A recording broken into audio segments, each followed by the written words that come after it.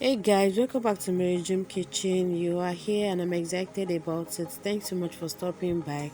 And please don't forget to subscribe to our channel if you haven't. Turn on the notification bell to always get notified each time we upload a new video.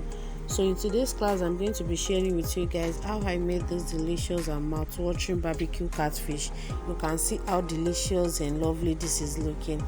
So if this is what you would like to learn, please kindly watch this video till the end. Thank you.